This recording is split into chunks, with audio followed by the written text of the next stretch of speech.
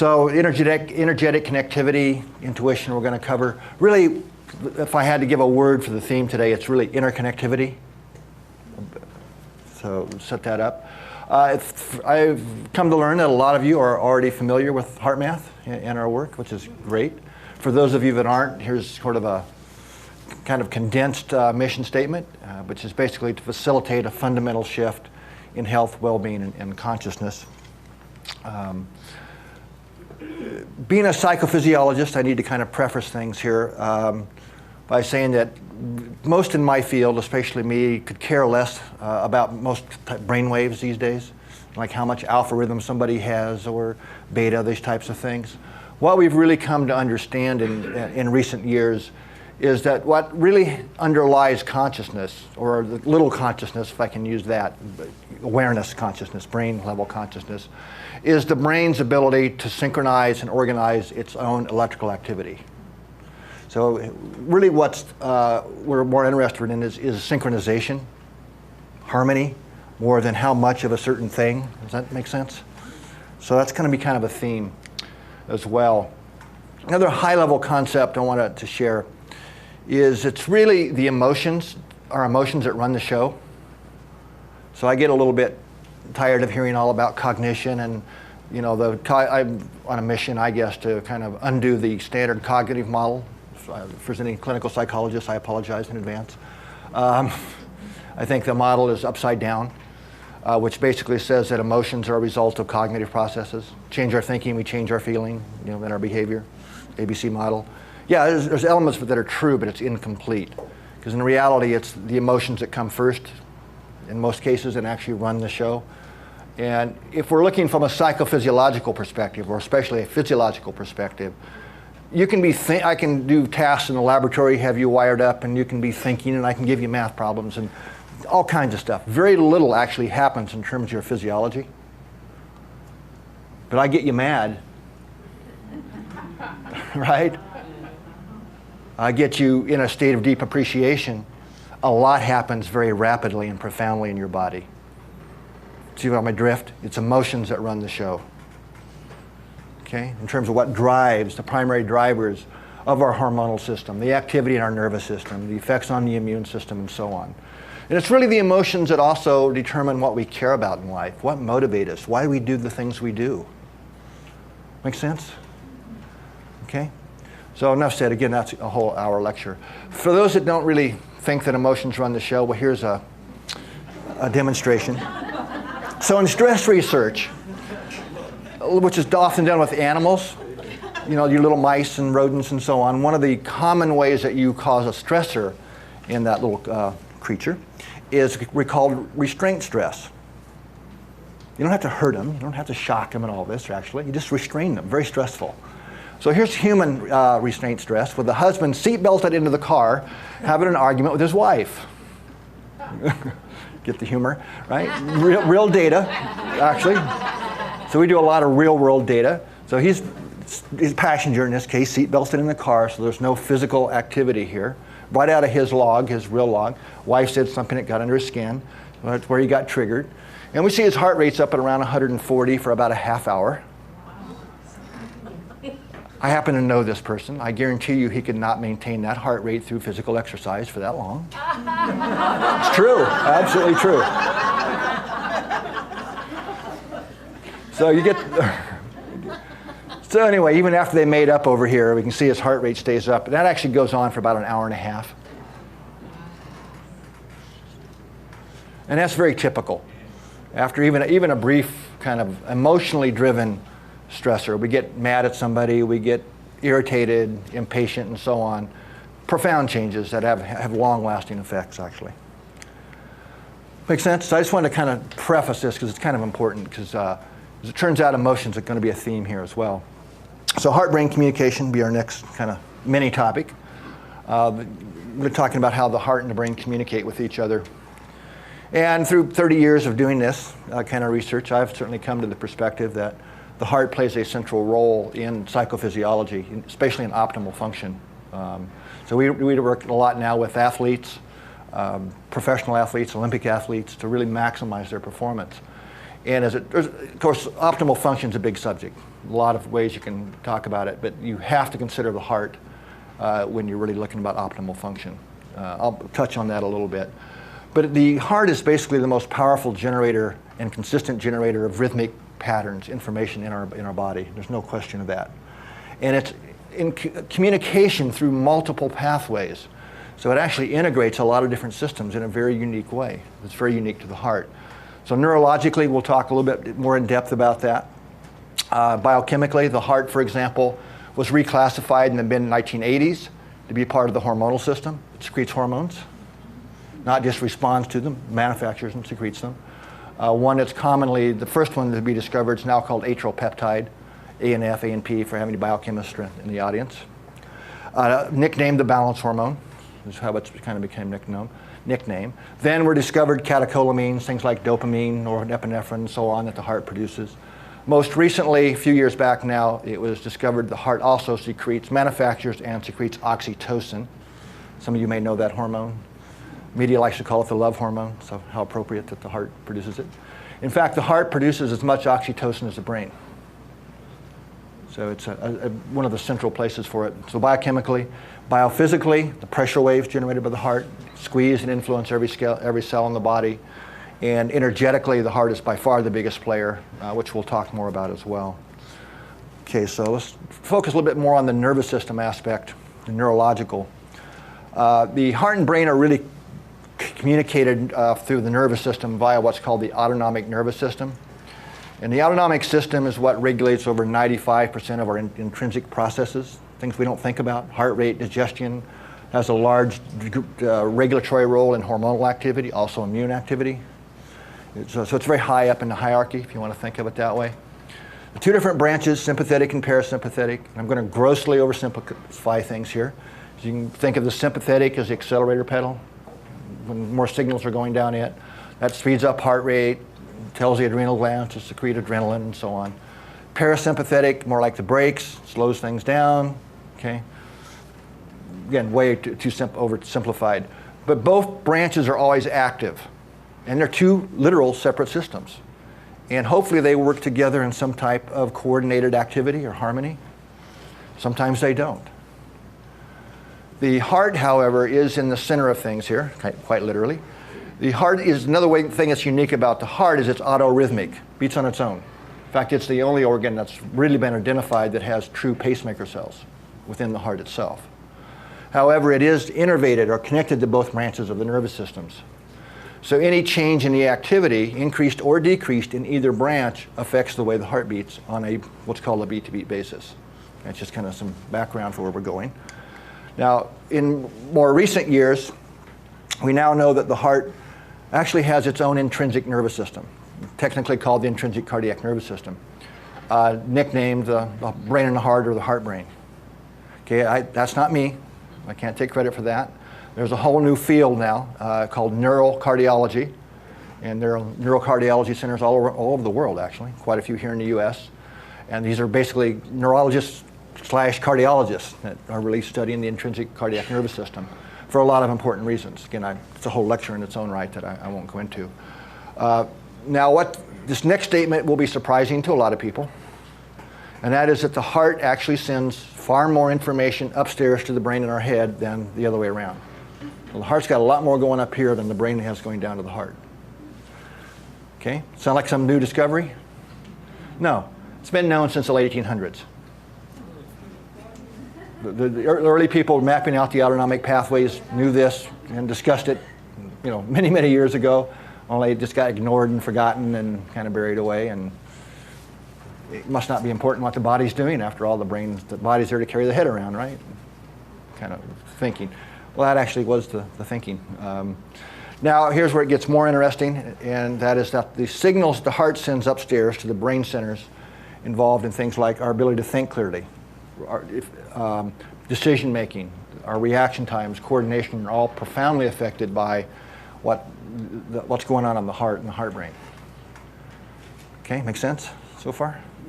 So there's a constant two-way dialogue going on between the heart and the brain. This is probably a little complex, but this is an accurate wiring diagram Most textbooks are still wrong, medical textbooks, of the way this is all laid out. The main point here, in fact, if we look at the parasympathetic branch, the vagus nerves, two very large nerves, thousands of fibers in each one, 95% of those nerve fibers are carrying information from the body to the brain. 95%. So only 5 to 10% are actually brain down to body. It's not a close competition. It's a big difference between the information flow. So the nervous system in the heart, what we do know now is that it actually makes its own decisions, and it overrides the inputs coming down from the brain. It's a good thing. And no, it really is, physiologically speaking. If you got really angry and you kept sympathetic drive, the heart, you would give yourself a heart attack if something didn't have the intelligence to say, no, hold the phone here, and override those signals at a very practical kind of level. So, okay. I'm originally from Missouri. You know, our state tagline is a show me state. So, here's some photographs of or microscopic photographs of the intrinsic cardiac nervous system. This is from a human heart. So these globs you see here are basically what are called ganglia. And ganglia is just a term given to a group of functional neurons that are wired together in a functional way found outside of the brain. If these same groups of neurons were up here in the head, it could be the core of the nucleus, the core nucleus of the amygdala, or all kinds of different brain centers, same thing. At this level of magnification, the main thing is to see that they're interconnected, wired together, so to speak. Now we'll blow in another level of magnification on one of these ganglia. So each one of these round little things here is a neuron. Now these neurons have been using the same techniques used to show long and short-term memory, and neurons in our head up here, like hippocampal neurons, have been used to show that these neurons in the heart also have both short and long-term memory. And I'm not suggesting that the neurons in the heart are designed, or their purpose is to remember what grandma's face looked like. But it's important that the heart has functional memory. Doesn't mean that they can't also have other types of memory. In fact, there's a lot of evidence they do. Okay, so if we if we go cut through here, slice this in half and look inside, this is what it looks like inside of a intrinsic cardiac ganglia. So these are what are called dendritic fields, all the interconnections between the neurons. So we know that using the same type of techniques as used in neurology in the head, that the ganglia in the heart have neuroplasticity. They change their circuits and functions, and so on. Okay, they actually look like little brains. You know, if you go back an image. But now this is the distribution of the ganglia in the heart. So this is the heart-brain part. This whole series of these ganglia, again, all interconnected and wired together. Okay, and then there's about 40,000 of these guys in the heart. These are sensory neurons, which again have been known since long 1800s and so on. So it's been known for many, many years that the heart had neurons that sense pressure, called baroreceptors in the old language. As it turns out, only about 20% of the neurons, these sensory neurons in the heart, are pressure sensitive. The other 80%, and this is new, are sensitive to chemistry, biochemistry. So if you wanted to have a nervous system monitoring what the biochemistry of the blood was, what's going on in terms of the changes in the blood, in terms of our hormones and neurotransmitters, where would you put that sensory system? Doesn't the heart make sense for us to have that? Yeah, so that's exactly what's going on. And that information is processed in the intrinsic cardiac nervous system and sent upstairs to the brain sometimes. And it also looks like they're sensitive to other types of things like magnetic fields. Okay, so all this activity between the heart and the brain, what has proven to be a very useful and convenient way to understand the dynamics is a thing called heart rate variability. Is that a term familiar to any of you, most of you, none of you? Okay, a little background here then. So heart rate, we all know what that is, right? Just how many times the heart beats in a minute, the average of, okay. In reality, our heart rate is changing with each and every heartbeat. Okay? Now that's exactly opposite of what doctors used to be taught. It used to be thought that a sign of good health was a steady heart rhythm. You know, the time between each beat was the same. Unless we did some exercise, you know, climb the stairs or whatever, and the heart rate would kind of slowly change. Absolutely wrong. In fact, in a healthy individual, healthy, resilient person, we have more of this beat-to-beat variability than if we have less of it. Kind of a long story short. So what we do is we measure the time between each beat. Okay, and then you say, okay, well, the beats per minute equivalent, just so our brains can think about it, for this beat would have been about, what, 65 if all the beats were the same, right? And you measure the time between the next. Those are a little bit closer together, a little faster, so that's up a little over 70. Over here, more time between it, so that heartbeat equivalent was, what, 55 or so. Anyway, then you connect the dots, and that's what creates the heart's rhythm. Make sense? Everybody with me? Okay. All right, so this, as it turns out, this heart rate variability is kind of important. We have more of it when we're young, and it gets less as we age. In fact, we can hook you up in the lab and tell with about 2 years how old you are just by looking at your HRV.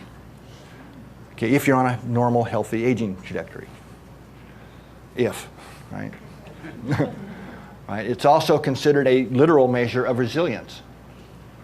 Okay, our ability to adapt to stress, to adapt to changing life circumstances. The more variability we have, the better, the more adaptable we are.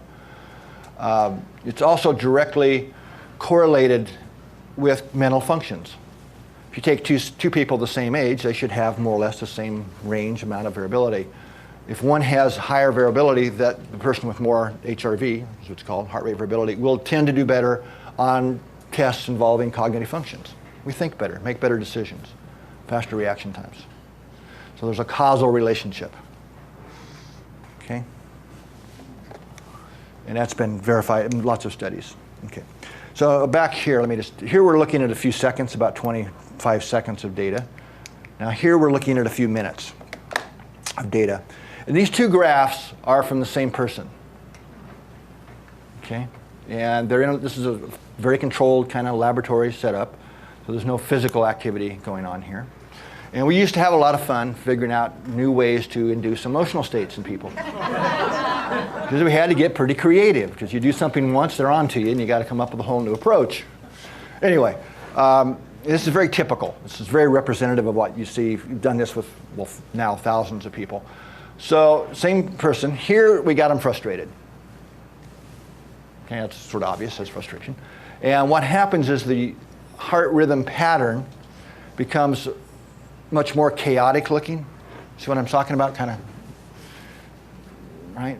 Disordered, kind of like an earthquake kind of thing. Okay, what that's reflecting is that the activity between the two branches of the nervous system, back to the sympathetic and parasympathetic, are out of sync. Okay, a good analogy for this is it's like driving your car, got one foot on the accelerator, and your other foot's on the brake. Right? So if you ever taught your kids how to drive, that's one of the first things. Get your foot off the, right? Because we keep wanting to have our foot on the brake, right? Or at least have it there. Now, why is that not a good idea to drive your car that way? You have to participate now. You burn out the brakes, okay, right? More stress, drivetrain, brakes, all that physical stuff. What else, though? Well, you might get somewhere. I mean, unless you, I'm not talking about jam, but what else? Lose control, yeah, and I'm looking for something else. Inefficient, not efficient. What? Not efficient. Not efficient. What about your gas mileage? Exactly. You're burning a lot of extra energy, a lot of extra wear and tear there. So you're really rapidly draining our resilience, our energy. Again, that's a whole other hour lecture to give that context, but that's really what's going on.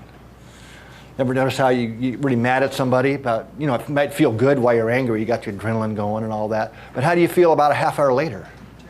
Drained, right. Yeah, so it rapidly drinks our energy. Okay, so there's a lot more I could say about that, but you kind of get the idea. Remember the heart's sending more upstairs than the other way around? Okay, so that's the signal hitting the brain. We'll talk a bit more about that. But basically that inhibits brain function. And that goes, actually there's a long history and hundreds of publications on this topic. It goes back to the 1970s. And the term given to this effect back in the 1970s was cortical inhibition. Cortex inhibited, basically. Okay? So same person. But you got to do something to shift from here to here, by the way. Right? And we have a lot of techniques that help people do that. Right? So here, basically here, we activated a feeling of appreciation in our group. And what you see is the rhythm is very different. And we call this incoherent, by the way, and we call this a coherent rhythm. Okay. So here you've got good high variability. You want lots of this variability. So there's a range. This is somebody in their mid-30s.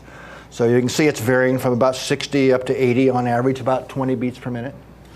And that's pretty typical for somebody in their 30s. Most people are really surprised just sitting down and looking at their heart rhythm, how much variability is really going on, just sitting there. So somebody in their 30s, it'd be about like this. If we're getting up in our 60s and 70s, it'd be about half that range, because of that natural decline in variability, of inner flexibility. So here the two branches of a nervous system are in sync. They're in harmony. This is sort of an optimal state. So this is also the signal being sent up to the brain. And it facilitates cognitive and mental functions. Okay, making sense here so far? So it's pretty cool, actually, that we now have, I'm not going to go into all this, but we now have the ability through a little bit more refined pattern analysis. And the key here isn't how much variability so much as the pattern, the information. So using just heart rate variability with about 75% accuracy now, we can tell what somebody's feeling. Far greater, from a single measure, far greater accuracy than you can get from any other physiological measure that I know of, or I think anybody knows of. EEGs and brain waves and all that, you can't even get close to that kind of accuracy. So in other words, it's not, I mean, we can actually discriminate frustration from anger, from anxiety, and so on, by looking at the pattern. Now, so incoherence and coherence, this is kind of a gross pattern. I mean, you've really shifted into a fundamentally different physiological state when you're in a coherent state. And I need to, let's see, I think I might have another slide on this. But I want to make the point, let's all bring it up again, that coherence is an optimal state, but it is not the same thing as relaxation. Okay, so we're really talking about self-regulating, ultimately is where I'm going to be going with this. I'll give you a heads up. How do we self-regulate our own thoughts and emotions from a more intelligent inner reference point? Really what heart math tools and techniques are about. And coherence is a key to that. But you don't necessarily get there through relaxation. Okay, I'll give you so you can be in either of these patterns at almost any heart rate. So relaxation, by definition, is a low heart rate, increase in parasympathetic activity, all that. So you can be at a low heart rate and be in this pattern, right? So you could be overlooking the ocean, beautiful sunset or sunrise, and sitting there just rehashing the argument you had earlier that day. Should have said, darn it, next time I will say. Anybody ever done that? You relax physiologically, right? Right. Or you can be in an activated state, like an athlete or a policeman or somebody in the fire department. You got to have a high heart rate. You got to take care of business. But you can be coherent. Make sense? That's the athlete that's in the zone, isn't it? Sort of. I mean, I usually don't put it quite that way, but yeah, it's the physiology of it underlies the experience that you would call flow or the zone and so on. Okay, so here's an example of what I'm saying here. So relaxation, you actually have a decrease in the state-specific decrease in the variability, whereas in coherence there's an increase in it. These are called power spectrums. And you can see the difference here between relaxation, 150 versus 700. Radically different thing. Basically, when you're in a coherent state, it's, again, I'm not going into all the detail here today, but the physiology is we're in our resonant frequency. Okay, so there actually is a resonant frequency in the human physiology between the heart and brain. It's 0.1 hertz is the center of the bell curve for most humans. And it's really interesting, we share the same resonant frequency with many animals. And I would have not expected that because of the scale difference. I mean, cats, dogs, mice, monkeys all have the same resonant frequency, even though we're radically different sizes and shapes. But when we are in a coherent state, we are operating at our resonant frequency, which is why there's such a much bigger peak here at that frequency. So physiologically, I kind of mentioned that coherence is not the same as relaxation, nor is it the same as relaxed state psychologically necessarily. Okay, so a lot of, I'll just be honest, a lot of relaxation and even meditation, not all meditation techniques, are basically disassociation techniques. Zone out. To get in a coherent state, you have to feel something. Be connected with others, actually appreciating, caring, compassionate. Those are the emotions that naturally drive us into coherence. Okay? So that's why I say a lot of people who are longtime meditators, oh, coherence, no problem. Hook themselves up to the equipment and they're not coherent. It actually is a harder time for some of them to unlearn what they've trained their physiology into than somebody who's new to it. Okay, 'cause especially if it's the kind where we disassociate. Okay, make sense? Hope I hit a resonant chord here. Okay, so I talked earlier about all this stuff going upstairs to the brain. And I'm not going to show you all the neurological maps, but these afferents or ascending pathways are connected to almost all the major brain centers. It's a very complicated flow, this upward information. I'll cover a couple of them here. One is to the thalamus. And the thalamus is at the very core of our brain, kind of like onions wrapped around it. It's the way the brain's really organized in layers. Thalamus has many roles: sensory information distribution, and so on. But one of its important roles is that it is the center that literally synchronizes the electrical activity of all the neurons in our cortex. It's been known for a long time. This is fundamental knowledge in neuroscience. So if you've got an incoherent pattern and very complex volleys of neural information going upstairs from the heart, impinging on the thalamus, it's a very strong and direct neural pathway to the thalamus. One synapse away, I like to say, from the brainstem.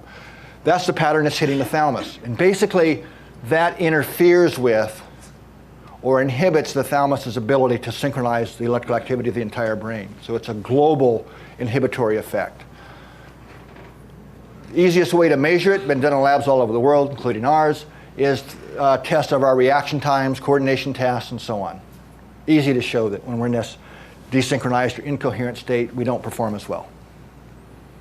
Okay, easy to do.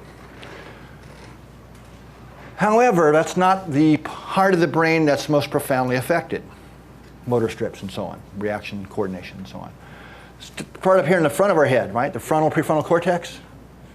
The gift that really gives us, from my perspective anyway, is what's called foresight. The ability to understand how the actions I take now affect the future, which is different than hindsight, all the limbic memory type circuits, which are basically hindsight focused. The hippocampal and all that are all hindsight. So a lot of functions come out of that. Planning, goal setting, discrimination of appropriate behavior, abstract thinking are all prefrontal, frontal cortex. So those skills, those abilities require a greater degree of synchronized activity to really perform optimally. Right? So we get in this incoherent state, right? Desynchronize the nervous system. Guess what gets taken offline first? Those very skills. Let me give a practical example. Not that any of you in here have ever done this. Here it comes, right? Yeah, I got you. Okay, you're in dialogue with maybe your spouse, kids, especially if you have teenagers. Right, I survived the teenagers. Mine's 26 now. Anyway. And they say or do something that frankly just pisses you off a little bit. And in that moment after that, you say or do something that you regret. About 30 seconds later, you're going, oh shit, can't believe I just said that or did that. Nobody's ever done that, right? How many of you have done it more than once with the same person around the same issue? Be honest, come on. Right, so we do the stupid thing. I mean, I can say it a couple of ways. It's why anger makes us stupid. All right, or I can be more elegant and say it's why an otherwise very intelligent individual can make an inefficient choice when they're emotionally upset.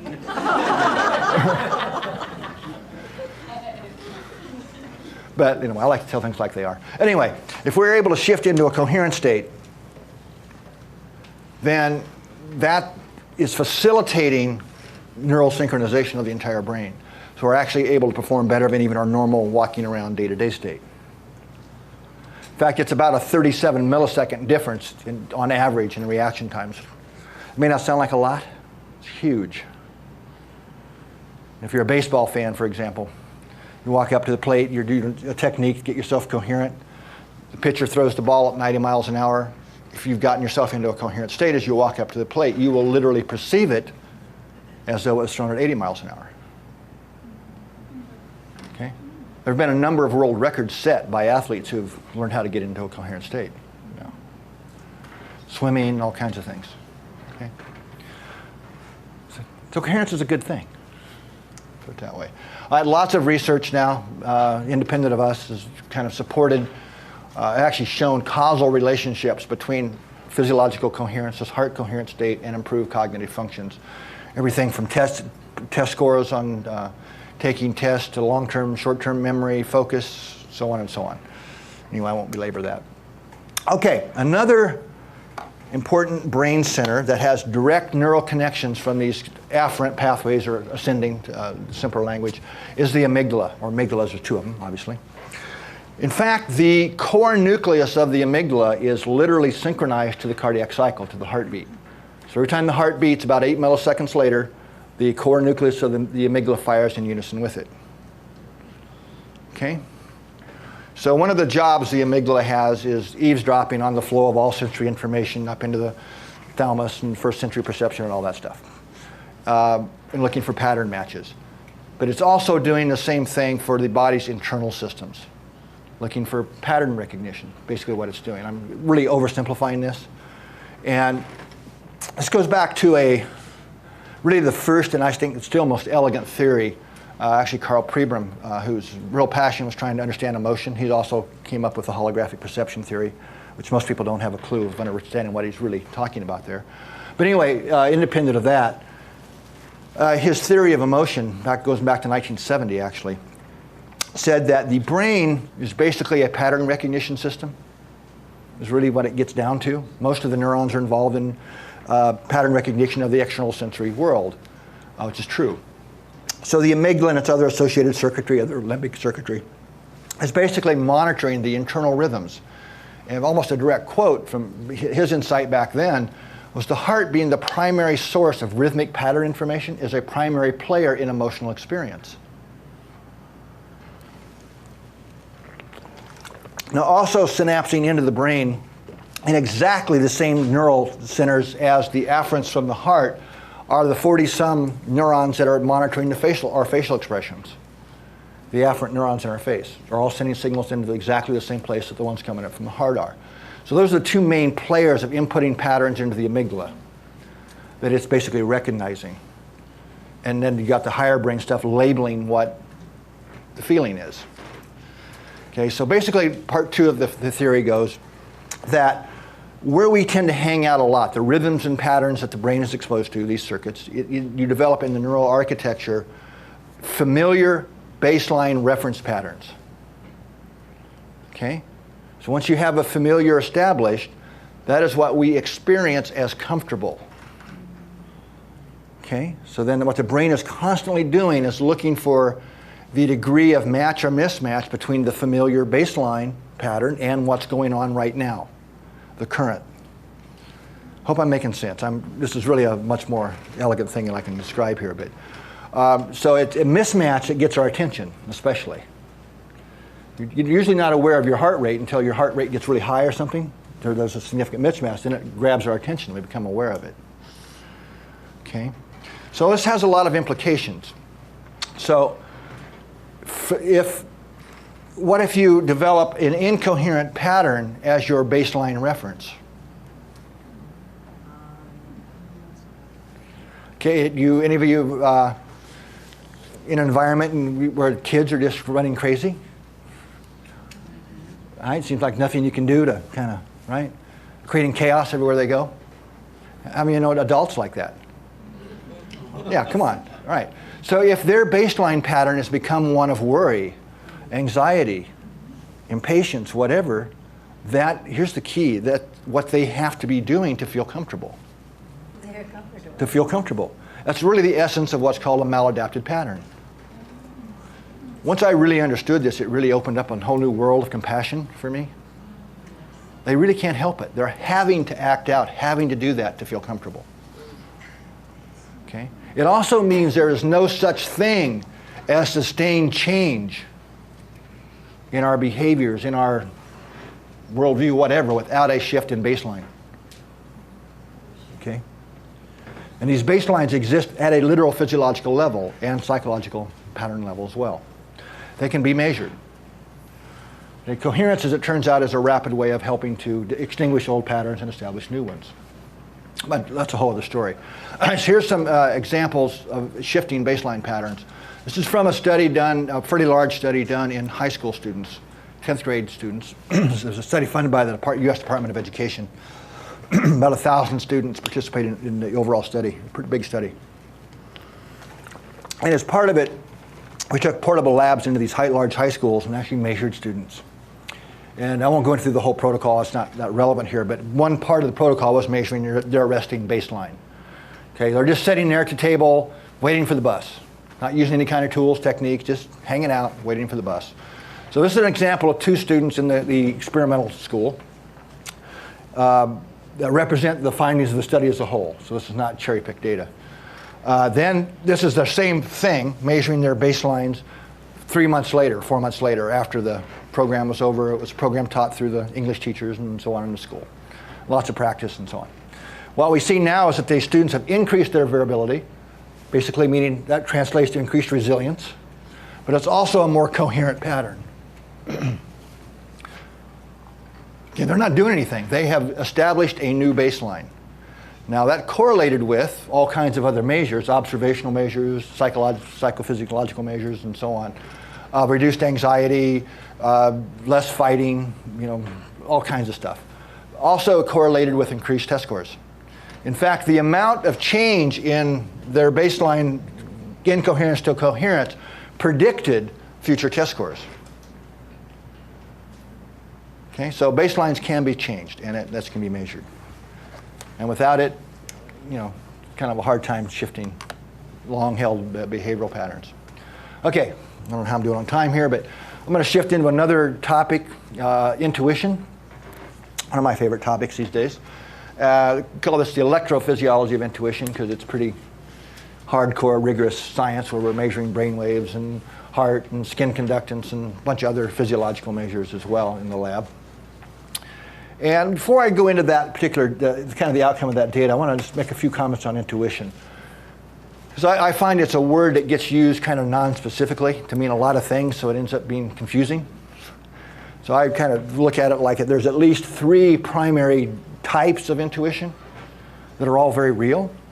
So the first and the most common, especially in academic circles, in fact 98% probably of papers on intuition and the 30-some books that I've seen on it all talk about intuition is reduced to this circle, implicit knowledge. And if you're not familiar with that term, all that means is that we learned something and forgot we learned it or didn't know we learned it. Anyway, it's stored away in the unconscious neurons and all that. And anyway, it's implicit. So we got this problem.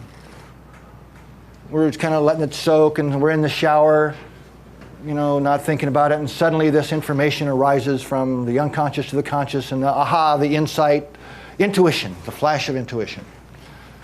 Okay, and almost all the current academic writings are arguing over what type of pattern recognition process is involved in that. Okay, implicit knowledge. Real, very real, and very important, the way the brain works. However, to limit intuition to that is, I think, a huge mistake. So another type, which we're going to look at some data on, I call energetic sensitivity.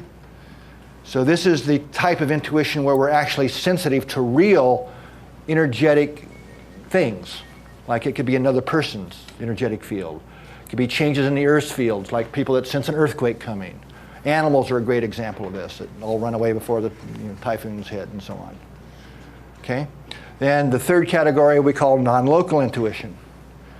And this is the kind that you can't explain by something I learned in the past and forgot I learned it, or kind of this more local energetic sensitivity type thing. Okay? So What would be an example? I'm going to show you lots of examples coming up. Thank you. Good question. Okay, so basically the result, I will get to it, I promise, of this and a lot of other studies, we're not the only group doing this, that have all kind of come to the same conclusion. That sometimes if a future event is emotionally relevant, and that is a key word, emotionally relevant. Okay, in other words, it's important to us, our security, or somebody we care about emotionally. The heart produces a signal, and I mean heart literally, that alerts us before the event takes place. Okay? So basically, what I like to call it, there's an intuitive intelligence that reacts faster than the mind can perceive and bypasses the standard thought processes. Okay? Now I'll show you some actual data. We borrowed this protocol, original protocol, from a guy named Dean Radin. A lot of you probably know Dean's work at IONS. Good friend. Anyway, he shares, I won't tell you the whole story, but it's kind of a fun story. Basically, it's a process, if you remember back to the picture I showed, where you're a subject setting a computer, you're monitoring all these physiological measures, brain waves and hearts and skin conductance and so on. So you record the data, you got a blank screen for 6 seconds. Then at the end of that 6-second period, the computer then randomly selects a photograph that it shows to you. And the photos can be one of two extreme opposites of pictures that are designed to create emotional responses. On the one end, we've got really yucky things. It's a nice scientific word for you. Stake striking, car accidents, bad guy with a knife at a woman's throat, things like this. About as edgy as we can make them and still feel okay about people seeing them. Right? On the other end, you've got flower pots and bunny rabbits and nature scenes and really nice stuff, okay? So anyway, you see the picture for 3 seconds and you do that a bunch of times. So here's what our data look like. First, I'm going to take you through the story. So here's the skin conductance data. This is what Dean Radin had done all his work on, was skin conductance. So if the future picture is a negative one, that's this purple line, you see a nice big stress response after you see the picture. And if it's a calm one, like the bunny rabbits, you see, everything's okay. We expected to see a significant difference in what I call the pre-stimulus period in skin conductance. That's what Dean Radin had found. Okay, we did not see that. We were not happy campers. Hundreds of hours have gone into this. It takes a long time to hook 30 people up to all this equipment and measure all this stuff. And we did it twice. Once in a coherent state and once in a normal state. Hundreds of hours. We have failed to duplicate his findings. So I'm just to give you a little bit some insight into the real story here. Anyway, then the next part of our data analysis plan was to look at the heart data, which we then did a couple weeks later. That's the blue and the red lines. This is the HRV data, heart rate variability. Red line is if the future picture is a negative one. Okay? Blue is if it's a calm one. Huge effect. Right? Zero is where they saw the picture. This is happening 5 some seconds before they saw the picture. Highly significant.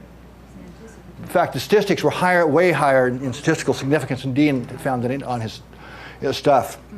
So at this point, true story, we actually made us send a slide kind of like this up to Dean and said, hey, Dean, here's what we're finding. And he hadn't published any of his results at this point either. And he goes, oh, by the way, I think I forgot to mention, we screen out anybody with experience with meditation or self-regulation because they don't have a skin conductance response. Dean? Would have been nice to have said that. We screened 4 people who had that because we wanted to be able to be in a coherent state in one of our conditions. Anyway, that explained that. And we went on to explain why, actually. Anyway, so the HRV was highly predictive of the future event. All right, now here we're looking at the EEG data, and these are called cortical evoked potentials for those of you that might mean something to you. So 0 now over here is where they saw the picture. So this is all pre-stimulus. Okay, in the first place we see anything in the brain, just a second, where there is a significant measurable effect pre-stimulus is right here. Okay, in the emotional trials. And that's actually happening after the heart rhythm is diverged, if you look carefully. All right, you had a quick question?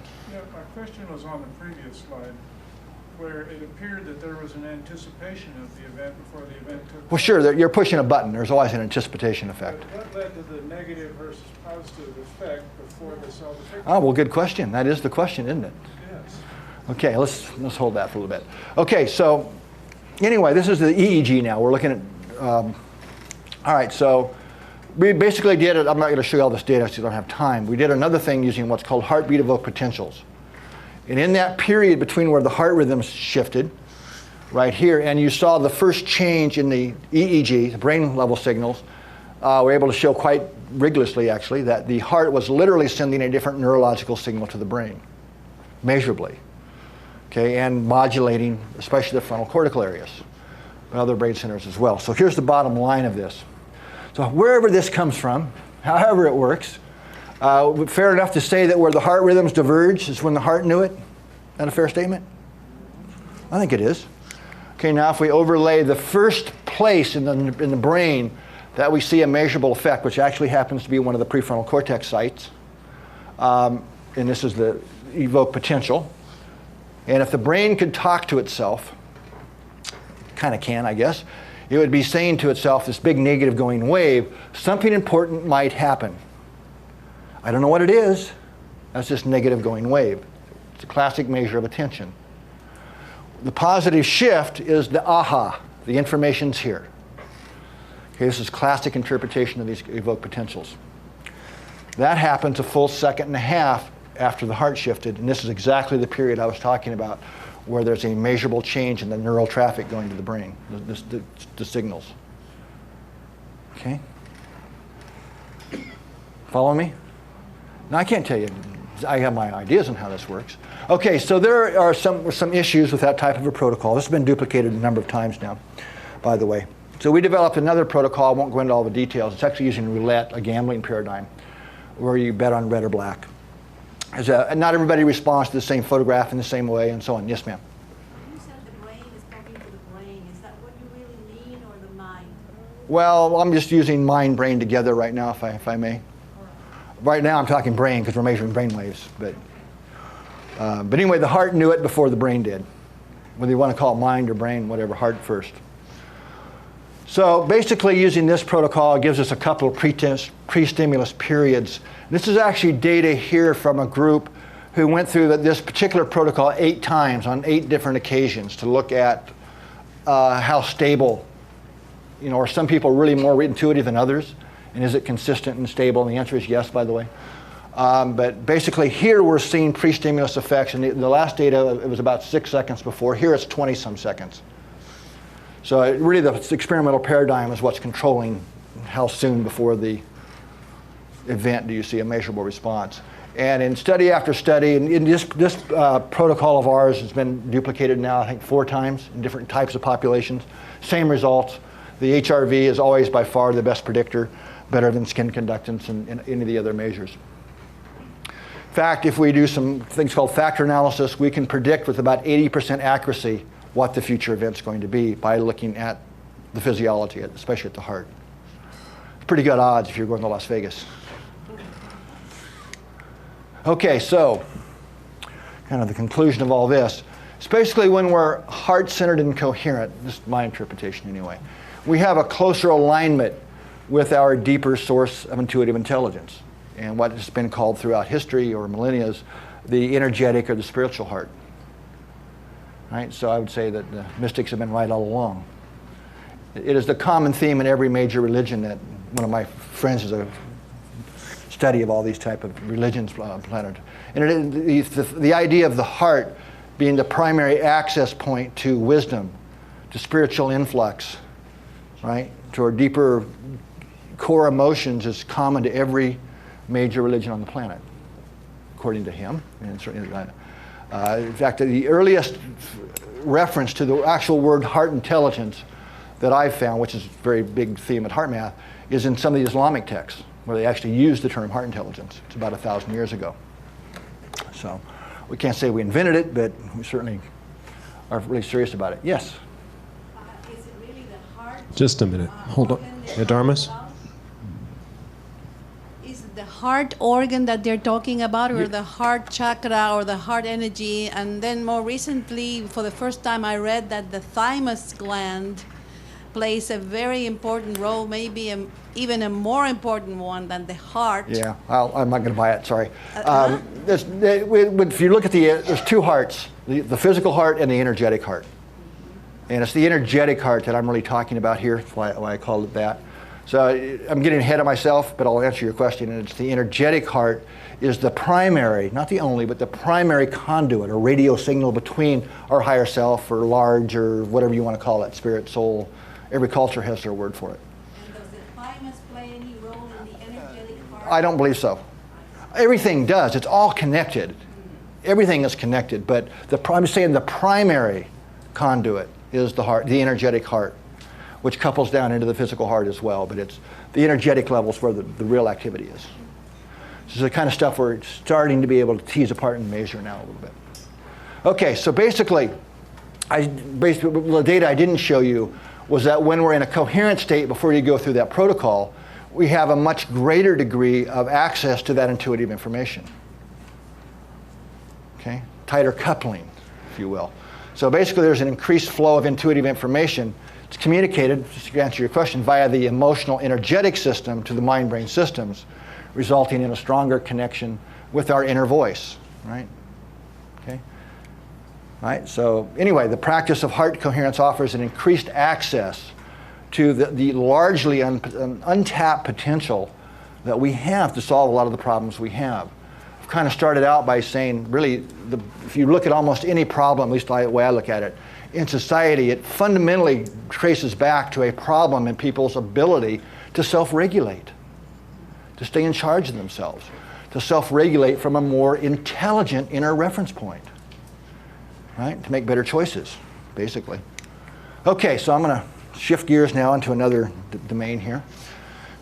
In answer to the question you asked earlier, in that energetic sensitivity part of my three bubbles there.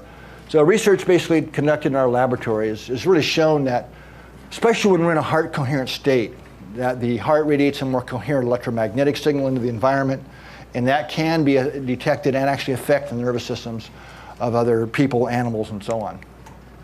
So when you put electrodes across the body, measuring the electrocardiogram, why is it called the electrocardiogram? What are we measuring?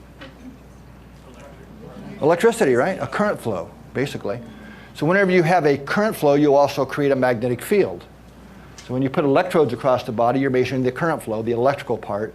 The magnetic part takes a different kind of instrument to measure, called a magnetometer, right? Not complicated, but the one thing about human tissues is that they're transparent to magnetic fields. Remember the experiment in probably, I don't know, 8th, 9th grade where you got to dump the iron filings out on the glass plate and you put the magnet under it and they all jump into alignment. You can put your hand between the magnet and the glass plate. It still works if you have a strong enough magnet. Magnetic fields go right through our tissues. So the magnetic fields generated inside the body radiate external. And this is what they look like. This is literal. It's not the right orientation because it's hard to see them. The shape, the magnetic field of the heart is a toroidal shape. It's actually at a 45-degree angle, it's the real axis. In fact, it's really amazing. I've got a textbook in my lab where this was accurately measured in 1886, I think, with the right shape and everything, the toroidal shape. I mean, using very primitive equipment compared to what we have now. It's a pretty strong field. With today's equipment, what they're called squid-based magnetometers, you can measure the cardiac field about 3 feet away, just under 3 feet. Now, nobody does that in practice because you want to get as close as you can to have a high signal noise strength. But you can measure a brain wave about 1 inch away before you lose the ability to detect it. Just to give you kind of an idea of the difference. So I'm not talking about an aura here. I'm not saying auras aren't real. I'm just saying that's not what I'm talking about. In this case, it's a very real, measurable field with any kind of magnetometer. You can measure them every time the heart beats. There's a magnetic field. Okay, now if you do analysis of these fields, you find that there's information modulated in these fields, very much like a radio transmitter, like a TV or radio wave. Once you create what's called the carrier wave, it takes a lot of energy to create that, but it takes very little energy to modulate it to impart information on it. It's kind of the same thing by analogy of what's going on here, how our emotions are modulating these fields. So when you measure them, this is actual real data from the magnetic fields, you see that this is what, when we're angry, frustrated, incoherent, whatever, this is the field structure, and this is what it looks like when we're in a coherent state. So it's not, I'm not really trying to make the point one's good or bad here. The point is they're different, and they map, they co-vary with our emotional state. Okay, so most people have had the experience, right? You walk into a friend's house, and you sort of sense something was amiss. Sure enough, you find out they had a phone call with some bad, some bad news or whatever. Most had that experience. And some people it feels really good to be around. So we're starting to kind of understand now that these are measurable things. So here's some practical examples of it. So here's Josh and Mabel. Josh is my son. So he was 12 years old when this picture was taken, and we did this. He's 26 now. Looks a lot different, right? But being family members made them automatic research subjects. Don't have to worry about IRBs and these kinds of things. Kid, get over to the lab and bring your dog. So what we did, experiments. So we hooked up synchronized recorders that measure the heart rate variability, one on Mabel and one on Josh. So Mabel's in a lab here, and her heart rate's all over the place, rhythm, because she's excited, she's exploring. It's normally off limits, so she's sniffing around, having a good time. So Josh is instructed, put the recorder on him. Okay, Josh, go in the other room with Mabel, sit down in the corner, be quiet. Do not interact with Mabel, do not pet her, do not talk to her. Just go sit down and do what we call a heart lock-in, one of the techniques. Shift into a coherent state and actually feel and send appreciation and care to Mabel. So here's where he did that, he went in, and here's where he shifted into a coherent state. Luckily for him, he better know how to do this stuff, right? But look what happened to Mabel. Remember, he is not touching her. He is not doing anything. It's an energetic transfer here. So there's dog coherence. And dogs actually reflect their rhythms, reflect their emotions very, very closely, just like they do in humans, by the way. Okay, so here's another type. Same thing in horses. So in this case, here's Ellen. Now, same experiment I just described when it's in a corral. No physical interaction, touching anything like that. So here's the horse's HRV, and here's Ellen. So she shifted into her heart lock-in. And you can see a pretty dramatic state shift in the horse's heart rhythm pattern. So here's what horse coherence looks like. Now, this was an experiment that worked better than it should have. We did it with, the first time we did it was with 4 horse-human pairs. 3 of the 4 actually had almost identical shifts, the horses, when the humans shifted into the coherent state. I mean, things just don't usually work that well. And the one that didn't, what I found out later, was that the 4th horse who didn't shift, just looked the same the whole time, was well known for not wanting anything to do with humans. Very standoffish kind of horse, leave me alone, get out of my face. So he didn't have that connection. Okay, here's a different type of experiment between mother and baby.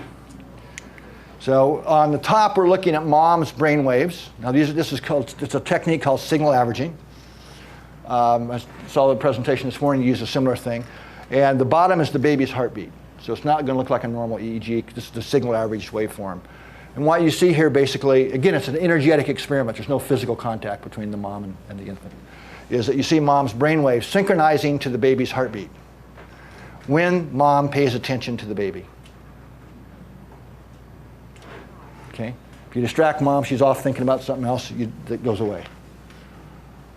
Yes? This is non-locality, right?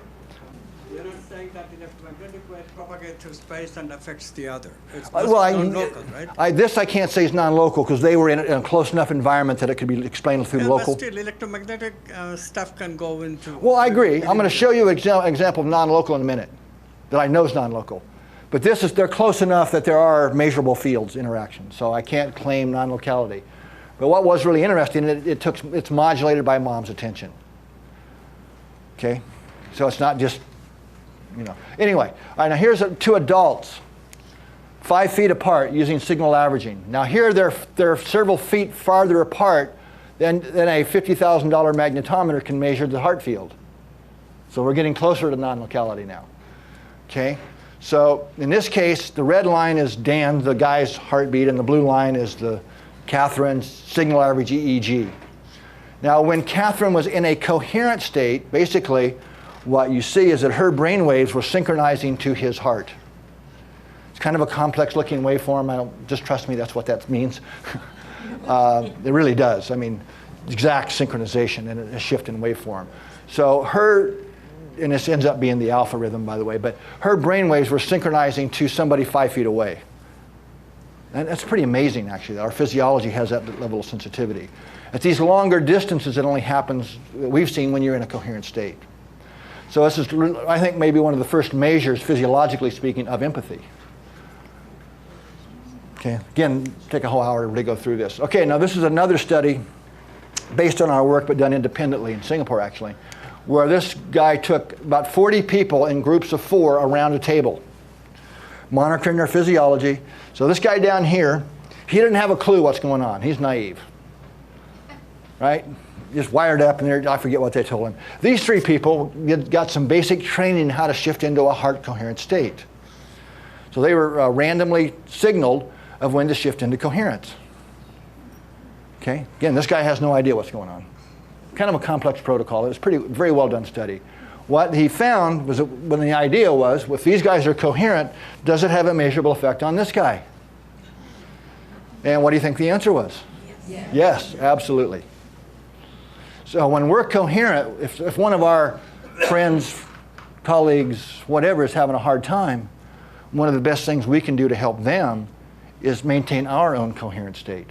Not be sympathy, not over-identified, not over-caring, but actually maintain our own composure, our own coherence. That creates a field environment, at least gives them the potential, you can't make them do anything, to come back to regain their composure and their coherence. So it's really neat when the experiments actually proves this stuff, even though we all intuitively know it. Now, there was more to this study. When we looked at all the pairwise connections, there was a literal synchronization between heart rhythms. A very complex thing of rhythm shifting around the 4 people that had its own rhythm to it, which actually implies a group level field connecting everybody. So another study waiting to happen, actually, to take that its next step. Okay, non-locality. In fact, I added this slide this morning after seeing your talk on non-locality. Some of you probably know Cleve Baxter's work. Secret Life of Plants was written about him in the 80s, and his more recent book, Primary Perception. Anyway, Cleve's been a good friend for many years and hangs out in our lab a lot, or used to. He's getting not so able to get around these days. But anyway, he taught me how to do this and all the plant experiments, which we duplicated. So basically here, I've heard about these experiments, but could never find the data to really prove it. Myself just heard, anecdotal stuff. So we tried it ourselves. So here we're taking a person's own cells, oral leukocytes, immune cells in this case, extract them, put them in a test tube, and we electrode the cells in the lab. Meanwhile, the person the cells are from, they're 10 miles away. And this particular person had to go have a minor surgery done the day we decided to do this. So we're recording the cells, and she's got a synchronized watch to the lab clock and a little log to write down any significant events that go on. And there's a whole long recording. I'm just going to show you a couple here. So here's where she's waiting in the doctor's office. And then the nurse comes and says, okay, time for you to come in. So she writes, she had knowing that she's going to go in and have this procedure. So exactly in time with her log entry, we get a nice big response in the cells back in the lab. Wow. Okay. Now, she's going through the procedure. And this is the way she explained this to me. The doctor then said, oh, do you want to see this cyst I just cut out of you? Yeah, sure, doc. The way she explained it. I wish I hadn't have said yes. Here's our log entry, the dotted line. Here's the cell response back in the laboratory. And it goes on and on like this. But just to make the point. So they're 10 miles away. Right, now, if this was happening all the time randomly, yeah, so what? But it's not. The amount of the synchronicity that was going on was really kind of amazing. Okay, so non-locality. All right, so basically, HeartMath tools, based on a lot of the research we've done, have developed a whole system of self-regulation. I love what you had said this morning about you got to do something, right? You have to take self-responsibility for your own energies. And that's really what our tools and techniques are really about, and all the programs that have been developed from it. So basically, they're techniques that allow us to shift into a coherent state, both physically, mentally, and emotionally, so that we have more mental acuity, more clarity about things. We start making better choices, able to tap into that high-speed intuitive intelligence. So we're bringing more of that into our day-to-day decisions. But that takes energy. You got to do something about it, okay? And that can be facilitated with a technology that I'll talk about in a second. So here's just a few of the techniques: heart-focused breathing, heart lock-in, inner ease, quick coherence, freeze frame, which is a decision-making tool, attitude breathing, and so on. These are all very specific tools, techniques, very simple to learn. There's versions for kids. We have programs starting for preschool-age children. We are working with almost all branches of the military now. So it's the way we're able to package this. It takes it out of spirituality and makes it very practical. But yet it's spiritual because we're connecting them with their intuition, and we start making better choices and having transformational experiences. The M-Wave, I was going to do a demo, but we really don't have time. I'm going to go over time as it is. It's a really neat little inexpensive device that allows you to measure your own heart rate variability in real time, actually see your own heart rhythm patterns. And as you practice these techniques, am I really shifting into a coherent state? So you start learning what it feels like. And then as you practice, that's how you start maintaining longer periods of being in a coherent state, is how you start shifting your baseline. So it becomes the new familiar.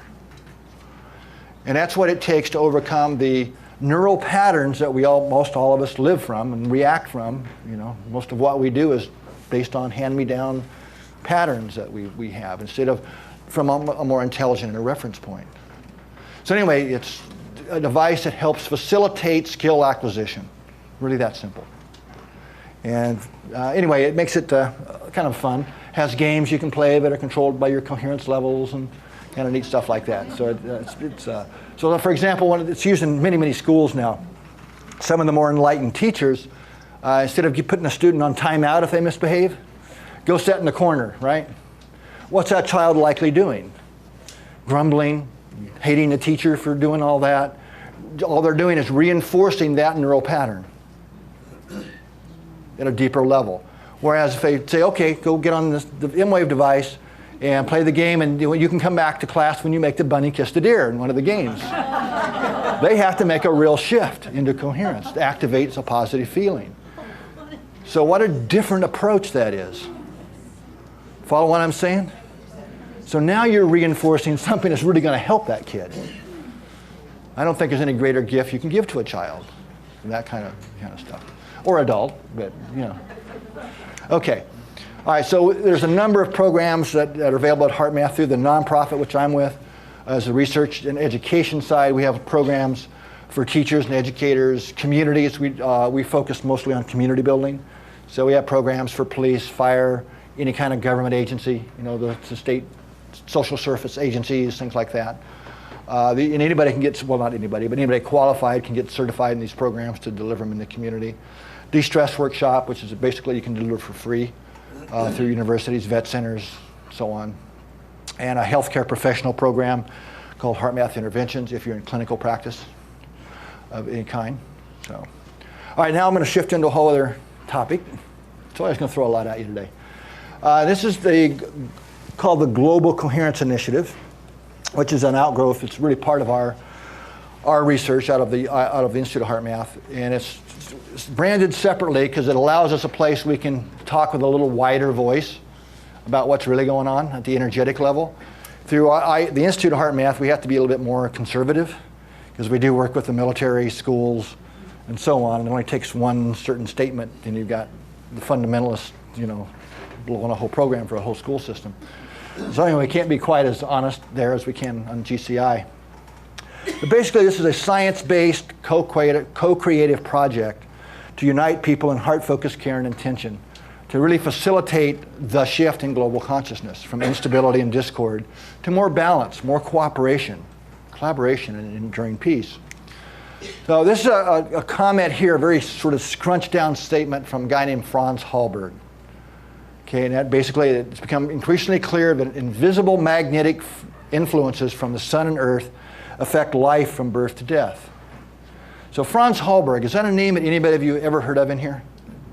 I'd be surprised. How many of you have heard of circadian rhythms? Franz is literally the man who coined the term circadian rhythms in 1948. He's still with us. He's 93, just turned 93 last month. He goes to work 7 days a week. Really does. Has a whole floor at the University of Minnesota, the Hallberg Chronobiology Center. And most of the things we've come to learn about, melatonin rhythms and sleep, that's all from Franz's work. Very, very famous man in medicine. He's actually on our board, and we're co-publishing some papers and things together now on this subject. So, anyway, rhythms in the Earth's energetic fields, and I'll explain exactly what I mean by that in a minute. Lots of research. In fact, I've got a stack about literally this high of research papers. It's not a hypothesis. We are affected by changes in the Earth's magnetic fields. Things like the activity in our brain and nervous system, how well we perform on tasks, sporting tasks, and things like that. Blood pressure, heart rate, hormones. In fact, for a lot of people, literally our heart rate and blood pressure rhythms are synchronized to external rhythms in the Earth's magnetic field. I mean, some of this isn't so subtle. The number of traffic accidents, violations, number of tickets that get written, all kind of ride along and modulate with these rhythms in the Earth's fields. A wide range of health issues, hospital admissions for depression, strokes, a lot of forms of heart disease. Societal conflicts, criminal activity, even terrorism correlates with these fields. Interesting, and especially to us, is that of all the physiological signals looked at so far, the most reflective of changes in Earth scale geomagnetic activity is actually changes in our heart rate variability, the human heart, the heart rhythm. And that's also from Dr. Hallberg's work, even though we're doing a much larger study right now, currently going on to look into that. So at GCI, some of our research focus going on right now are looking at the effects of changes in geomagnetic and ionospheric fields on human health and behavior. We're looking at correlations between changes in these solar ionospheric fields and major human events, and the interconnectedness between collective human emotions and the Earth's energetic systems. The big ones at the bottom was kind of a tall order, but we're just crazy enough to think we can maybe investigate that. So many cultures, historically speaking, have felt that humanity was influenced in some rather important ways by solar activity, by the sun. Certainly the Mayans and the whole 2012 prophecies and all that now. But it's the Chinese, the Islamic cultures all had these understandings. At least this time around, the first modern person to really look into this is this fellow here, Alexander Chesovsky, who's a Russian astrophysicist. And he got drafted into World War I. And being an astrophysicist, he kept an eye on what was going on with the sun. And he noticed that during the war that it seemed like battles were just a little bit bloodier and crazier when the solar activity was kicked up. That got him intrigued. And it's amazing what some of these guys did back then, before we had internets and things. I mean, it's really impressive. I've actually been reading a lot of his original work, translations of it. So he did an exhaustive history, a study of history back to 1749, which is how far back we have data on solar cycles. And a very detailed thing. It wasn't rounded off. The type of event and rated the events and all this kind of stuff. I'm not going to go into all that. He ended up creating what he called the Index of Mass Human Excitability. The next slide I'm going to show you is his original data. Okay? The blue line on top, starting back at 1749 and continuing here to 1926 when it was first published, is the plot of each year the number of major human events. Major human event being the start of a war, a revolution, major scientific discovery that had global implications and so on. Big stuff, okay? The red line on the bottom is the solar cycle. You think there might be a correlation there.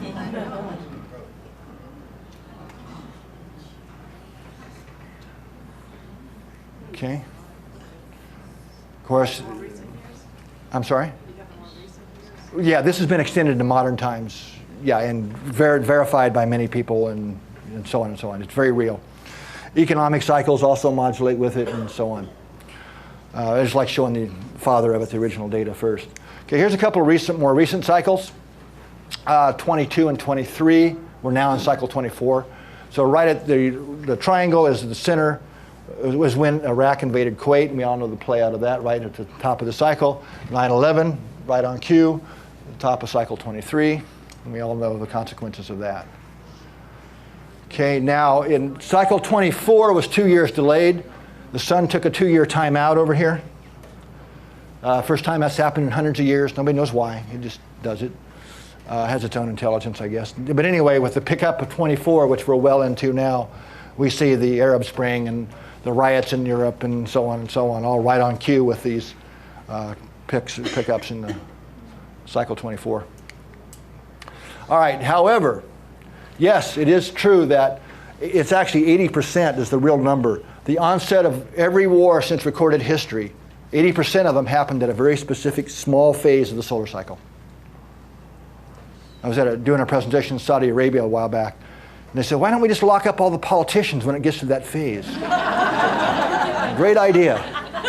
I wish we could. I think it would be a great solution. Anyway, that's true. However, and the media loves, when they talk about this stuff, which is pretty rare, and the scientific community, we're just as guilty of focusing on the negative. However, the greatest periods of human flourishing follow these same cycles. This is really important. I can't underline this enough. Think of them as energetic influxes, right? And we have the choice of how we use that energy. Unfortunately, for most humans on the planet who aren't caring about self-regulation, right? Managing themselves, being self-responsible, the way it hits us is in our emotional body. Very clear, actually, lots of studies. In fact, we did a study with 1,600 people. Participants in GCI. And we, for 6 months, mailed them randomly these little surveys they filled out. And we had a direct correlation between a lot of this geomagnetic and solar activity and their level of mental confusion, their frustration, impatience, weird dreams, about fatigue and anxiety, and so on. Some really interesting stuff that came out of this. So, am I making sense? So if you think about it, one of the things that humans do not do well with is change. We don't like change. And we especially don't like unexpected change. Very stressful for most people.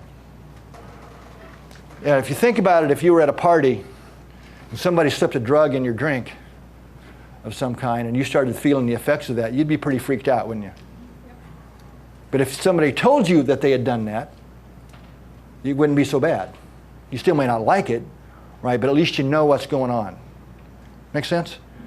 So this is what's going on globally with humanity. We have these energetic influxes and people don't understand it. Right? They're affecting us. And we don't do so well, and we get frustrated, and we get quicker to get angry in traffic and with each other, and we start fights and so on. Okay, so it's a big energy suck. So more and more people, however, here's the good news, are realizing that these rhythms are natural cycles. They're not to get us, right? But it really does, and especially right now we got 7 billion people on the planet. It's really important that we understand they can be a huge add-on, but it still gets down to having to do something, to take self-responsibility for our own energy, and to manage our reactions and our emotions, to care more, to cooperate more. Make sense? Really does get down to that. And that's what the HeartMath tools are all about, is the how-to of how you do that. You still got to apply them. So part of the research side of GCI is listening in on the Earth's energetic systems. And what I mean by energetic systems, one is the geomagnetic field. Right? That's the thing our compasses tune into. So the geomagnetic field goes out into space many thousands of miles. It's basically a static or a stationary field in that the magnitude doesn't change much. Yeah, over eons and hundreds and thousands of years. But to our day-to-day lives, no. Don't worry about changes to the magnetic field. But the way you can think what does matter, and the magnetic field is absolutely critical for life on Earth. No magnetic field, we would not be here. I guarantee you. It's the shield, primary shield. Okay? What's called the solar wind. Now, if you think of these, what are called flux lines, these magnetic field lines, as guitar strings.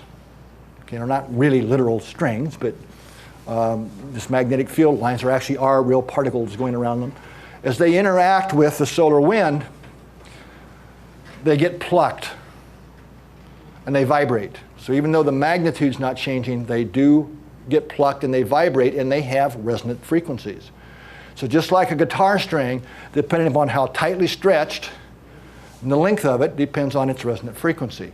So the solar wind is strong enough, and that's the stuff being spewed out by the sun to keep it simple, is strong enough it compresses the Earth's magnetic field on the daytime side and stretches it out on the nighttime side. So the tension on the field lines is changing, and the resonant frequencies are changing. So if we measure one of the primary resonant frequencies of these, what are called structural field line resonances is the technical term, 0.1 hertz. Okay, then there's a whole range of them. 0.1 hertz, you may not remember this, is the same frequency as the human coherent heart frequency. Yes. You get what I'm saying? The Earth is singing away 24/7 the same frequency as the human cardiovascular system works. And one of the fundamental frequencies is the same as the human coherent heart rhythm. Okay? And these are quite high. These are not trivial magnetic fields. Okay, they're well into the range that has measurable biological effects. Okay, so that's one energetic system we're talking about. The other is the fields created in and between the Earth and the ionosphere. So if you're not familiar with the ionosphere, think of it like a giant soap bubble around the planet. Starts about 50 miles up from the surface and goes out to about 150, 200 miles, depending upon conditions. It's a plasma, highly ionized gas. Also necessary for life on Earth. The bottom of the ionosphere, more or less, is the ozone layer. I'll give you a reference there. And it's what shields us from a lot of the UV radiation and so on. It's also pretty important for life on Earth. So a lot of you probably heard of, being it's a plasma, or plasma responds to magnetic fields and electric fields and so on, very complex ways. So there are current flows that are set up in the ionosphere. There's a giant figure 8, global propagating figure 8, for example, ring currents around the equator and so on. Whenever you have a current flow, you create magnetic fields. Some of those fields are large enough they induce current flows into the surface of the Earth. So who's in between all that? We are, right. Okay, so also that's one level. I've heard about ham radio operators or amateurs who talk to somebody in Russia or China and so on. The way that works, quite literally, is you bounce your radio signal off the ionosphere, and it bounces over here on the other side of the planet. Radio waves won't go through the Earth. So the ionosphere reflects lower frequency radio waves. So this creates what's called a resonant chamber between the Earth and the ionosphere. So any frequencies, magnetic waves that are in resonance with that chamber become what are called globally propagating standing waves. Okay? They're called Schumann resonances, after Otto Schumann, who was a German researcher who first predicted them mathematically. They were not first experimentally measured until 1960. So this is not that long ago, actually, when you think about it. So the first frequency of the Schumann resonances, 7.8 hertz. That sound familiar to anybody? Do you have any physiologists in here? Yeah. Oh, no, not physiologists. Well, it doesn't matter, but... Ham radio. Just above the ham radio frequency. Okay, so, well, it's a little higher, a little lower than that. 7.8 hertz, not megahertz or kilohertz, but... Yeah. Alpha rhythm. Alpha. Okay. It's low, it's called low alpha in the human brain. There are 8 primary Schumann resonances. They all overlap human brainwave frequencies. So is the story make more sense to you? So the Earth is singing away, same frequency as our heart, same frequency as our brain. Okay, so one of these squiggly lines is an EEG, right off the recorder of a person's brain waves. The other squiggly line is right out of one of our magnetometers, our Global Coherence Monitoring System sites. Which one's which? How many think the top is the Earth? Okay, you have to vote. All right, so everybody else thinks the bottom's the Earth? Yes. Uh-huh. No, I'm playing. The top one is the brainwave. The point is, I couldn't really tell you the difference. They're pretty much identical. Okay? So back to high school physics class or science class, the tuning forks. You know, the example of resonance, you'd bang one fork and the other one magically starts vibrating in unison with it. Then that's resonance. Of course, in that case, with tuning forks, it's air molecules mediating the effect. But same thing happens. It's a fundamental thing we use in electronics, is resonance. Radio waves, magnetic waves, they do the same thing. So when you have two systems that operate at the same frequency, you have the capacity for energy and information exchange through resonance. Guess what? We are vibrating away our hearts and brains at the same resonant frequencies as the Earth. By the way, those tuning forks are highly coherent systems. A lot of times we forget to talk about that. Coherence enables resonance. If you decohere a tuning fork, it doesn't work anymore. So you have to have coherent systems for resonance to occur. Same with us. Okay, so the Global Coherence Monitoring System will be a global network of very specially designed monitoring stations. These are magnetometers that are very different than the current magnetometers that are out there. I wish we did not have to do this ourselves. There are many magnetometers that measure the DC level of the magnetic field, but not the resonant frequencies, which are the ones that are biologically relevant. Kind of crazy to me. So currently we have a site, what's my next slide? Okay. There's operating sites that have been going on for a couple of years now, one in England, California at our site, and Saudi Arabia, our current sites. In the near months, well, actually next month, one's going in Canada, and then New Zealand and South Africa and Brazil are the next ones. Hopefully all within the next 6 months will be installed. So that gives us a globally connected system. So right now it's kind of like about 80 years ago was when the first researcher was sticking an electrode on a person's head. It's really true, about 80 years ago, first EEG. And wow, look, squiggly lines. And the squiggly line's different when they're awake and sleep. You know, and then the next advancement was 2 electrodes. 2 squiggly lines, and wow, they're different on the different sides of the head. We're at the 3 squiggly line level now for the planets. Brain waves and heart rhythms. So the whole idea of 14 sites strategically located is just like you do in an EEG. They want to get the whole Earth view, all synchronized in time, so we can get a much more in-depth view of what the Earth's doing. So the Heart Math Institute is sponsoring all of that Yeah. stuff? Yeah, well, through our donors and things, yeah. Yeah, this is all out of Institute of Heart Math. Okay, so this is what the monitoring site looks like at the Institute of Heart Math, the first one in Boulder Creek. The second one is in Saudi Arabia. And you see this big block wall. This is Dr. Abdullah. He runs a big cardiac hospital in Saudi Arabia, actually. Pretty famous guy. So we were planning to get the site installed, and he kept saying, we have to build this block wall. I'm going, no block wall. They're buried, not a problem. Yes, we need block wall. Never told me why. Finally, I surrendered. Okay, we'll build a block wall. Turns out the desert is full of free-ranging camels who like to rub on things and roll on things. So here's the site right over here. And anyway, hundreds of camels all over everywhere. He was right. We needed to build a wall.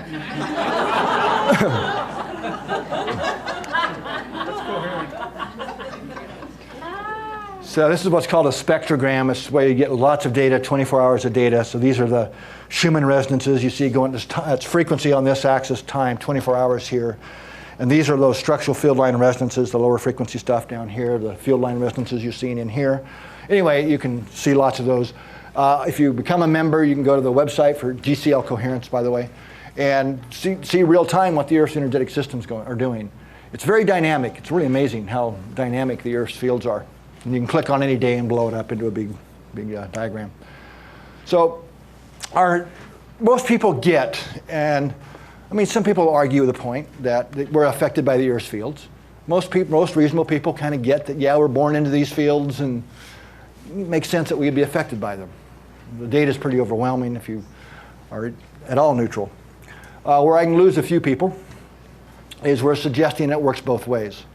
Not only are we affected by the Earth's fields, but collectively we impact the Earth's energetic systems. So that's our hypothesis. And again, we're crazy enough to think we can measure this. There is some indication that we may not be that nuts. Some of you probably know the Global Consciousness Project. This is, if you don't, it's a project that was started at Princeton University about 12 years ago. And the history that led to that, just to give you, if you're not familiar with this, it's a series of random number generators. There's actually about a 40-year history of some wacky physicists in secret and weekends and nights doing experiments and things like Lawrence Livermore and places like that, that discovered that strong human emotions would affect things that are supposed to be completely random, like the decay rates of nuclear isotopes, for example. Not mental thoughts, human emotion. Okay? So anyway, that kind of got out and verified enough. That led to this global network of random number devices that are globally distributed. Our lab's been part of it almost since the beginning. We're one of the sites for it. So this is the data from 9/11, during the terrorist attacks, which has been the largest effect on the global network. So basically, if it's random, it should be around 0. And what we see here is a large order, if you will, introduced into these random devices, about 3 hours before the first attack. Now, what's important to understand is this is a global network of these random devices, about 80 of them at the time. Random number generators spewing out very hardcore devices made to spew out random numbers. No order, no pattern. 3 hours before the first attack, the global network, not a single device, all of the network stopped being random. A small but measurable coherence or order was introduced into this network in all the devices at the same time. That's what a lot of people don't tell you about. This is the global output of the whole network. Okay, so it's a global field effect. And these random devices are basically quantum devices. Okay, so there's some type of quantum level interaction here. Nobody really understands it, but it's very clear that it's real. In fact, the statistics on it now are actually beat quantum physics statistics, like p to the minus 26 or something now. Okay, so that's one attack. Now, at the same time, this is the global magnetic field data. So when you watch the weather at night and you see the two satellite pictures, or the satellite picture showing you the global cover, they come from these satellites, literally. There's one over the east coast and one over the west coast. They're geosynchronous satellites. They're 22,000 miles out in space. On those same satellites aren't just cameras, they also have magnetometers. They're looking at space weather and other things as well. So this is the magnetometer feed. We have direct feeds now into our lab. So the time between each vertical line here is 24 hours. So these are the days leading up to, exactly in time with the terrorist attacks, is a very unusual jump straight up in the magnetic field intensity. That's very rare that you see that in the Earth scale magnetic fields. You do from time to time if you have a big solar storm hit or something, but it's pretty rare that you see that kind of a jump. Now look at the field data in the days following 9/11 and the days ahead. And remember what the emotional climate was like back then. Now, I can't say this proves anything. An N of 1 in science is never proof. But I should probably find somebody to run the probabilities of this actually happening in time with that, without a solar storm happening, which is actually what happened. I mean, it's pretty phenomenal. Okay. So basically, what we're suggesting here is an intention from a coherent system, a coherent heart, goes out literally like a radio wave. And that resonates with and modulates the Earth's geomagnetic fields to create more coherence in the field environment. And then all other living systems are in that field environment, right? So this can be amplified. We can amplify these effects, what the experimental evidence suggests anyway, when we're in groups. But we have to like each other. It's true. If you look at almost all of the experiments that have been done, it drives me crazy. Like, you know, when you've got synchronization between brain waves, between people, and all that, there's many things.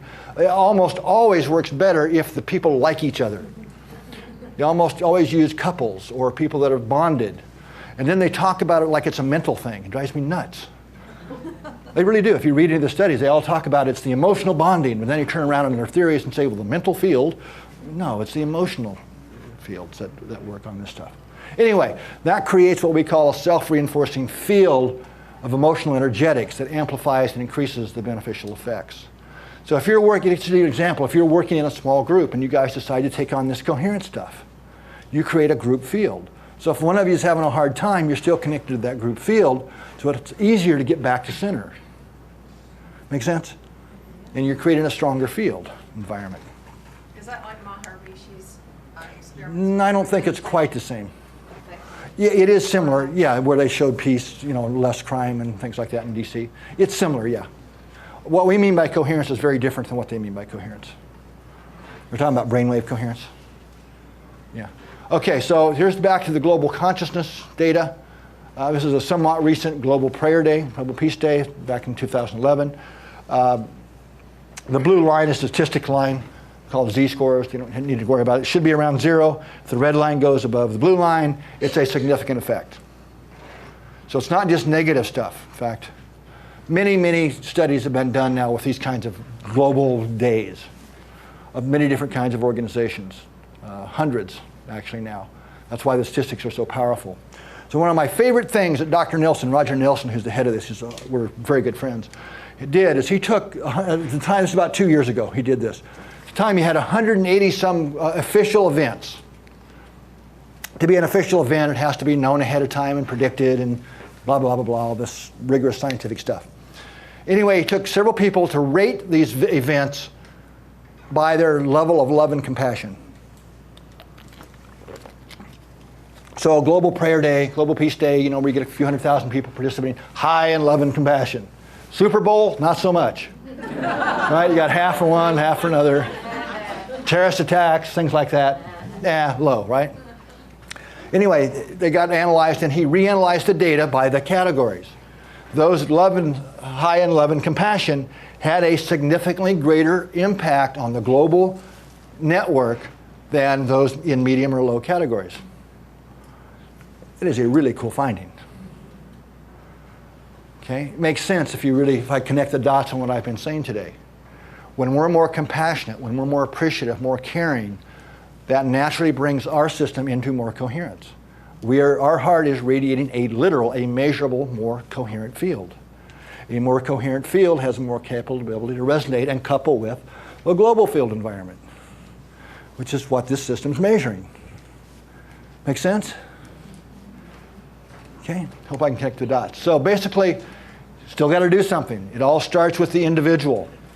We have to be self-responsible for our own energy. As we're more self-responsible, we're starting to make better choices, smarter choices, more aligned choices with our own higher capacities or higher selves. We're creating a field environment that makes it easier for others around us. As others start doing that, as we start working to creating more coherent classrooms, more coherent work environments, more coherent communities, now we're moving to social coherence. So as pockets of people around the planet are working to create more socially coherent classrooms, right, workplaces, and so on, eventually that moves to global coherence, right? Because we're starting to now create an amplified wave that creates a more coherent standing wave. So for the next ring of people who are ready in their level of consciousness to take the next step, it makes it easier for them. You're not going to affect people that they're not ready, but as more people come into sync, into coherence, you're further amplifying, further stabilizing that global field environment, making it easier for the next ring, and so on. Make sense? It's really kind of simple. So right now, I would like to invite all of you to become members of the Global Coherence Initiative. This is a bit outdated. It's, I think, 90-some countries now that there are members, over 45,000 members. That's probably outdated now too. One of the kind of neat things is we call it the Global Care Room. If you're a member and you sign in, a little dot shows up showing your IP address. So you get to see who all's doing the same thing with you at the same time. So then there's guided things of where the community is suggesting that they send some extra heart energy to help reduce human suffering in that particular area. Right now, I'm sure it's Colorado. But those kinds of things. So the Institute of Heart Math has a membership. You can be a free member if you're interested in the kind of research we're doing. It's heartmath.org, pretty simple, or glcoherence.org for the Global Coherence Initiative. So I really hope some of you will become members and participate, at least energetically. with us in the energetic radiation. So.